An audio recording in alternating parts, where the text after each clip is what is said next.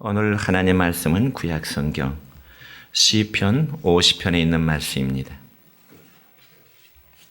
시편 50편 23절 한 절 말씀입니다.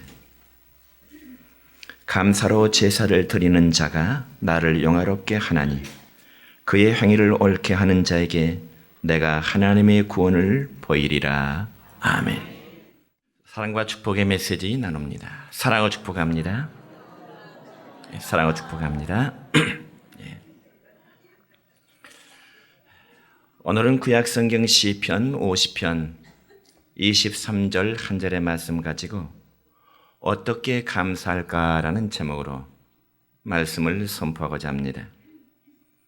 여러분, 오늘은 금년도 추수감사주일로 지키는 날입니다. 특별히 추수감사절을 하면은 가을의 모든 열매를 수확하고 그에 대한 감사의 편으로 하나님께 드리는 감사의 절기입니다. 그래서 이 추수감사절의 절기를 구약성경에 보면은 초막절 혹은 수장절 이렇게도 불려지고 있습니다.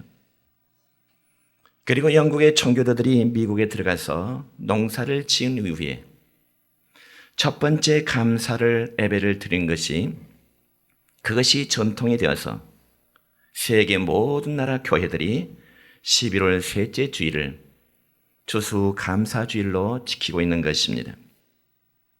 그럼 우리는 이런 추수감사절의 절기를 지킬 때마다 과연 나에게는 하나님 앞에 어떠한 감사가 있는지 한번 찾아내야 할 줄로 믿습니다.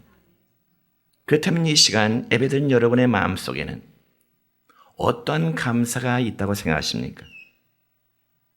오늘날 예수 믿는 우리 성도들 가운데 똑같은 환경을 가졌으면서도 어떤 성도는 매사에 기뻐하고 그리고 감사하는 삶을 살아가는 성도가 있는가 하면 반대로 어떤 분은 매사에 부정적인 생각을 가지고 세상을 바라보며 그리고 불평과 원망을 쏟아내면서 살아가는 그런 종류의 사람들도 있습니다.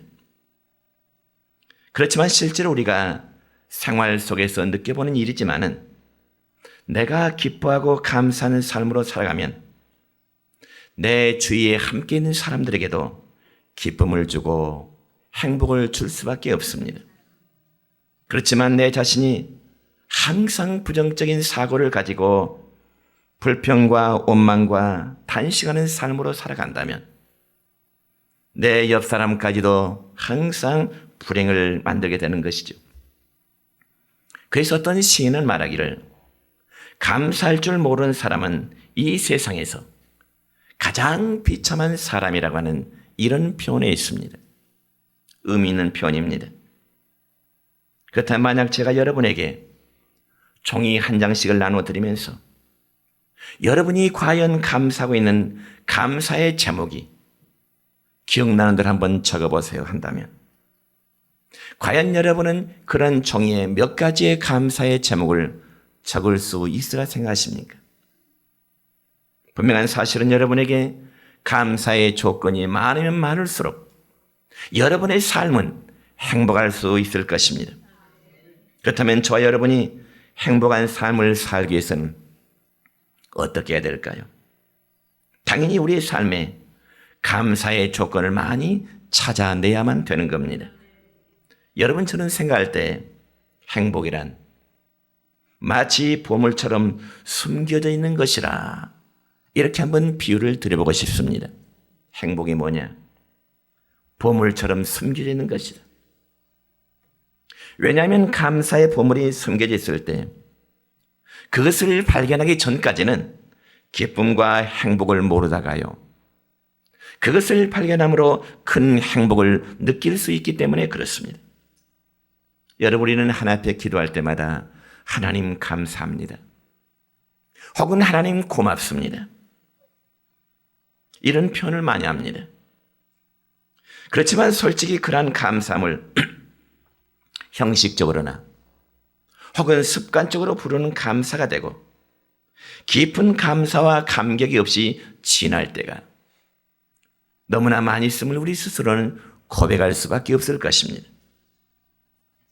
그리고 우리의 삶에 좋은 일이 있을 때는 감사하고 기뻐하지만 정작 우리의 삶의 시련과 역경이 올 때면 금방 불평과 원망이 터져 나오는 그러한 모습들이 어쩌면 저와 여러분의 실생활 속에 자주 있게 되리라 그 말입니다. 그렇다면 바울 사도를 통해서 하나님께서 원하심이 무엇일까요? 하나님이 지금 이 시간 예배하는 저와 여러분을 향한 그 하나님의 원하심이 무엇일까요? 그것은 바로 항상 기뻐하고 항상 감사하라는 것입니다. 그렇다면 정작 그게 쉬울까요? 그럼에도 불구하고 하나님은 우리 성도들로 하여금 항상 기뻐하며 항상 감사하면서 살아가도록 그렇게 말씀하십니다. 여러분, 어느 날 공자 선생이 제자들과 함께 길을 가는데요. 어느 지점에 이르렀을 때 한 노인이 싱글벙글 웃으면서 춤을 추는 모습을 보았습니다. 그런데 이상한 일은 그 곁을 지나는 모든 사람들이 춤을 추는 그 노인에게 공손히 인사를 하면서 지나가는 겁니다. 그래서 공자 선생은 생각하기를 당대 최고로 유명한 자신을 보고는 인사하는 사람이 하나도 없는데 마치 정신이 나간 듯한 저 노인에게는 지난 사람들이 존경하는 자세로 인사하는 것이 참 이상하게 여겨졌습니다. 하지만 겸손한 공자 선생은 그 노인에게 항상 즐거워할 수 있는 비법을 배우기로 마음을 갖게 되었습니다. 그리고는 노인에게 다가가 공손히 인사를 드린 후에 묻기를, 선생님, 어떻게 하면 삶을 즐겁게 하고 모든 사람에게 존경을 받으면서 살아갈 수 있을까요? 이렇게 물었습니다. 그러자 진지하게 묻는 공자의 모습을 바라보던 노인은 웃으면서 이란 답변을 준 겁니다. 첫째는 조물주가 나를 세상에 보내실 때 돼지나 기지처럼 짐승으로 보내지 아니하고 만물의 영장으로 이 세상을 보냈음에 대해서 나는 감사하고, 두 번째는 내 나이 90인데 이렇게 건강하니 지낼 수 있도록 이제 하니 내게 감사하고, 세 번째는 내가 이렇게 나이가 많은데 즐겁게 일할 수 있으니 너무 감사해서 쉴 때마다 난 이렇게 춤을 추고 있는 것일세. 이런 답변을 주었다는 것입니다. 그러니까 이런 노인의 감사를 한마디로 요약하자면 모든 면에 만족하고 감사하는 것이 바로 즐겁고 행복하게 살아갈 수 있는 비결이 되더라는 것입니다. 그렇다면 오늘 추수감사를 지키는 저와 여러분, 우리의 모든 감사는 어찌해야 될까요? 당연히 지난 한 해 동안 우리에게 베푸신 그 하나님의 은혜를 기억하며 감사하는 것입니다. 그래서 구약성경 시편 121편 1절부터 2절까지의 말씀을 보면 이렇습니다. 시작. 내가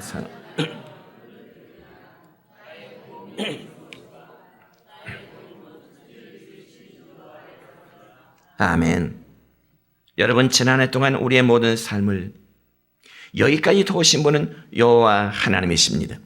그러니 그분을 어찌 감사하지 않을 수가 있겠습니까? 뿐만 아니라 우리는 죄악에서 구원받은 은혜와 과거의 무서운 고난과 고통에서 구내신 은혜와 그리고 오늘날까지 사고와 재난과 불행이 많은 생활 속에서도 지켜주신 그 은혜에 대해서 정말 하나님을 섬기는 신앙이라면 올바른 감사를 드려야 할 줄 알아야 되는 것입니다. 여러분, 지금 이 순간에도 우리 모두가 예수를 믿음으로 죄 짓는 장소에 가지 아니하고 하나님 앞에 감사하면서 예배 드릴 수 있는 이 자리에 함께 하심이 얼마나 커다란 감사입니까? 그렇다면 우리의 감사는 구체적으로 어떻게 해야 될까요? 첫째는 희생이 동반된 감사를 드려야 되는 것입니다. 여러분, 오늘 본문 23절 첫 부분의 말씀 보면은 감사로 제사를 드리는 자가 나를 영화롭게 하리니 이란 말씀이 있습니다. 근데 여러분, 여기 제사라는 원래의 단어의 의미는 희생이라는 그런 의미가 있습니다. 그래서 구약 시대는 구약의 백성들이 양을 잡아서 제사를 드릴 때 먼저 목을 자르고, 그리고 각을 뜨고, 그리고 피를 뽑아내고 배를 갈라 내장을 긁어낸 다음에 그것을 하나님 앞에 희생 제물로 드렸던 것입니다. 그러니까 희생이 없는 진정한 감사란 있을 수 없다는 의미죠. 그럼 우리가 하나님을 기쁘시게 하는 감사도 내 할 일 다 하고 쓰다 남은 것 가지고 하나님 앞에 감사를 표현하러 가는 것은 진정한 의미에서 올바른 신앙인의 자세가 아닌 것입니다. 왜요? 그런 것은 희생 제물이 아니기 때문에 그렇습니다. 여러분, 우리가 통상 추수감사절을 영어로 말할 때 Thanksgiving Day 그렇게 말합니다. 그런데 이 Thanksgiving Day라는 말은 두 단어가 합해진 말입니다. 즉 thanks라는 말은 감사하다 혹은 사례하다 그런 뜻이고요. giving이라는 말은 무엇을 상대방에게 준다 하는 뜻이죠. 그러니까 이 감사절의 의미는 우리가 단순히 하나님으로부터 받은 그 은혜를 기억하자는 의미가 아니고 받은 바의 은혜를 따라서 다시금 하나님께 돌려드리는 것이 진정한 Thanksgiving Day, 추수감사절의 의미가 된다 그 말이죠. 그래서 본 말씀에 보니까 감사로 제사를 드리라 말씀하십니다. 그렇다면 오늘 여러분은 어떤 감사를 하나님께 드리고 싶으십니까? 특별히 요한복음 12장의 말씀을 보면은 마리아라는 여인이 있습니다. 그런데 이 마리아라는 여인은 예수님의 은혜가 너무나 감사하고 너무나 감격되어서 자기가 가장 소중히 여기는 향유, 즉 옥합 기름병을 깨뜨려서 한 방울도 남기지 아니하고 예수님의 몸에 부어드렸다고 말씀하고 있습니다. 그런데 그 향유의 값어치는 약 300데나리온이라는 가치가 있는 것이기 때문에 여자가 1년 동안 열심히 일을 해서 한 푼도 쓰지 않고 모을 수 있는 그런 돈의 가치였습니다. 그럼에도 마리아는 그것을 예수님의 발 위에 완전히 쏟아부은 것입니다. 만약 마리아에게 아까운 마음이 있었다면 그 값비싼 것을 예수님의 발 위에 과연 쏟을 수 있었을까요? 예를 들어 여러분, 어떤 직장인이 1년 동안 직장에서 하면서 적금을 부어놨는데 만기가 되었어요. 그런데 적금이 만기가 되어서 그것을 몽땅 하나님 앞에 감사금 드리기가 쉬울까요? 결코 그렇지 않을 것입니다. 그러나 진정한 감사는 우리의 귀한 것을 희생하지 않고는 하나님이 기뻐 받을 만한 그런 감사가 아니라는 원리입니다. 여러분, 과거 미국 시대는 노예 시장이라는 것이 있었습니다. 노예 시장이라면 마치 사람을 짐승처럼 사고 파는 그런 시장이죠. 노예 시장. 그래서 어느 날 노예 시장에 불쌍한 흑인 노예 가족이 노예 시장에 팔려나게 되는데요. 부모는 부모대로 그리고 아이는 아이대로 팔려나게 됩니다. 그저 비록 노예의 신분이지만은 서로 다르게 팔려가는 입장이기 때문에 부모는 부모대로 그리고 자식은 자식대로 헤어지면서 눈물을 흘릴 수밖에 없었습니다. 그런데 마침 그 순간 어떤 노 신사 한 분이 나타납니다. 그리고는 흑인 노예 가족을 다시금 비싼 값을 치르고 흑인 노예 가족을 다시금 이 노인이 사들였습니다. 그리고 그 노 신사는 흑인 노예 가족에게 말하기를 이제는 당신들이 하고 싶은 대로 사세요. 당신들이 가고 싶은 대로 가서 마음껏 자유롭게 사세요. 그러면서 그들을 노예의 신분에서 이제는 자유인의 신분으로 풀어주었습니다. 왜요? 노예의 몸값을 지불했기 때문에. 그저 그 노예 가족은 자기들에게 자유를 허락한 그 노 신사의 배려가, 그 은혜가 너무나 감격해서 이렇게 말합니다. 이제는 우리가 다른 곳에 가서 노예가 될 바에는 차라리 우리가 주인님을 새로 섬기겠습니다. 그리고 난 후 그 후 노예 가족들은 희생적 헌신적인 사랑으로 자기들을 베풀어준 그 노 신사가 얼마나 감사하던지 그 집에서 주인을 위해서 헌신하며 봉사하게 되었던 것입니다. 이와 마찬가지로 여러분, 하나님께서는 우리가 마귀의 종이 되고 그리고 과거의 종이 되었을 때 예수님의 핏값으로 우리의 죄된 몸을 값주고 사셨고요, 우리를 그리스도 안에서 자유자로 만들어 주셨습니다. 그러니 우리는 주님을 위해서 내 삶에 귀한 것이라도 드릴 수 있는 그런 감사의 사람이, 그런 감사의 백성들이 되어야 되는 것입니다. 그러기 위해서는 분명 희생이 없이는 안 됩니다. 하나님은 최선을 다하고 정성을 다하는 그러한 감사를 받으십니다. 앞에서 말씀드렸듯이 나 쓸 거 다 쓰고 나 할 거 다 하고 나서 하나님께 감사를 드린다. 아니요, 그렇지 않습니다. 정말 쓸 것 안 쓸지라도 할 것 안 하고 주를 위해서 희생하고 노력하며 감사하는 것이 바로 하나님이 기뻐하는 감사인 줄로 믿으시기를 축원합니다. 두 번째는 미리 하는 감사입니다. 이것을 우리는 다른 말로 선행적인 감사를 하는 것입니다. 여러분, 깊은 감사는 무슨 좋은 일이 있을 때만 하는 감사가 아닙니다. 그러면 어찌해야 될까요? 우리에게 좋은 일이 있을 때는 그저 좋아서 감사하고요, 나쁜 일이 있을 때는 나쁜 일이 변하여 좋게 해줄 줄 믿고 미리 감사를 선불로 하는 것입니다. 믿으시기 바랍니다. 그래서 감사를 선불하는 생활은 정말 차원 높은 믿음의 사람만이 할 수 있는 깊은 감사인 것입니다. 여러분, 구약성경 역대하 20장의 말씀을 보면 여호사밧이라는 왕이 놀라운 감사의 성전의 기사가 있습니다.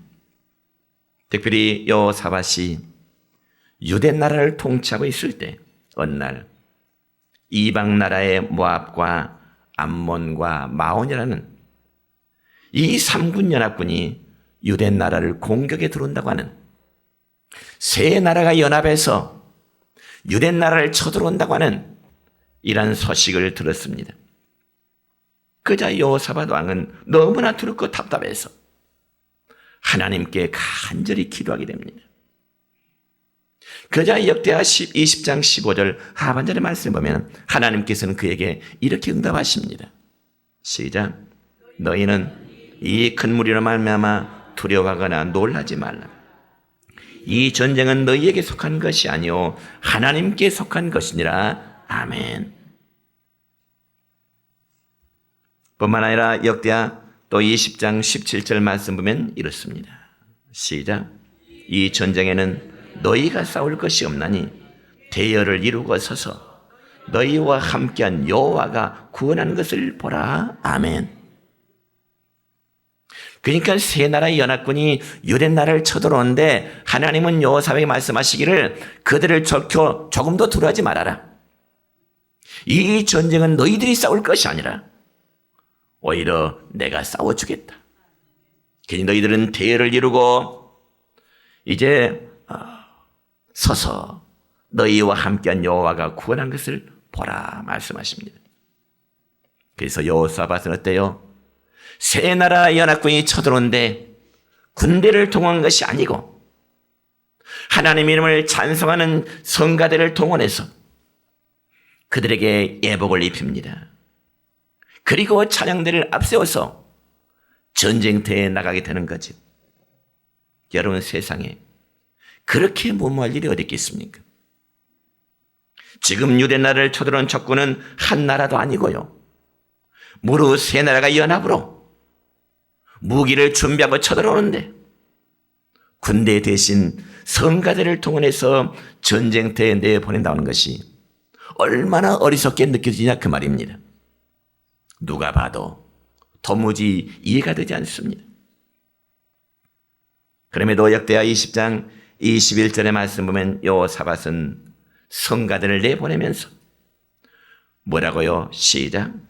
여호와께 감사하세. 그 자비하심이 영원하미로다.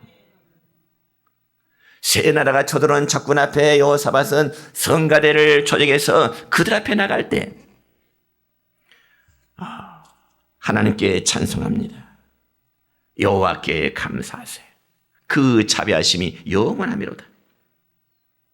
그러므로 여호사밧 왕의 그러한 행위는 하나님의 자비하심이 그들에게 승리해 줄 것을 믿고 감사하면서 나갈 때 하나님은 여호사밧에 세운 그 성가대 유대 나라에 전쟁의 승리를 이루게 하셨던 것입니다. 그러니까 여러분, 믿음의 감사는 결과를 보고 하는 것이 아니라 좋은 감사가 이루어질 줄 믿고 미리 드리는 감사가 되는 것입니다. 믿습니까? 이러한 감사가 여러분에게 주어지기를 축원합니다. 그러므로 좋은 일을 보기 전에, 응답이 오기 전에 미리 감사할 수 있는 그런 자세를 가지게 되는 것입니다. 세 번째로, 역경 중에도 하나님의 사람들은 감사할 줄 알아야 됩니다. 여러분, 우리가 너무나 잘 아는 말씀 가운데 신약성경 빌립보서 4장 6절의 말씀 보면 이런 말씀이 있네요. 시작. 아무것도 염려하지 말고 다만 모든 일에 기도와 간구로 너희 구할 것을 감사함으로 하나님께 아뢰라. 염려하지 말고 오직 모든 일에 기도와 감사로 너희 구할 것을 하나님 앞에 감사함으로 구하라. 또한 데살로니가전서 5장 18절 말씀 보니까 범사에 감사라는 말씀이 있습니다. 그에도 성경에 보면은 우리 성도들의 감사 생활을 강조하는 성경이 아주 많습니다. 그러면서도 감사라는 말씀에는 좋은 환경에서만 감사하는 것이 아니라 어려움의 환경 속에서도 성경에서는 진정한 감사를 요구하고 있습니다. 여러분, 실제로 우리 육신의 삶의 모습은 어떻습니까? 한마디로 고달프고 힘들기에 감사할 만한 조건이 하나도 없는 것처럼 느껴질 때가 참 많이 있을 것입니다. 아니, 감사는 남의 이야기처럼 들리게 되는 경우도 있을 것입니다. 그러나 하나님의 사람은 힘들고 역경 중에서도 감사할 수 있기를 축원합니다. 왜냐하면 그러한 모습이 우리를 향하신, 여러분을 향하신 하나님의 뜻이라고 분명히 말씀하기 때문에 그렇습니다.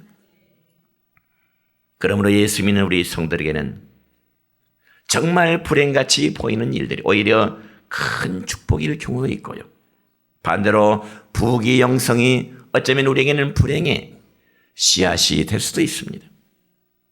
그래서 몇 번씩이나 자살을 기도했던 미국의 유명한 영화배우 마릴린 먼로는 탄식하기를 나의 아름다움이 내 인생의 실패의 원인이 되었다.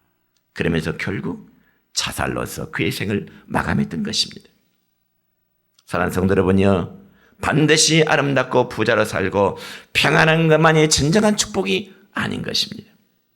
왜냐하면 그러한 것들이 도리어 사람을 망치게 할 수도 있기 때문에 그렇습니다. 여러분, 한 알의 미랄을 생각해 보세요.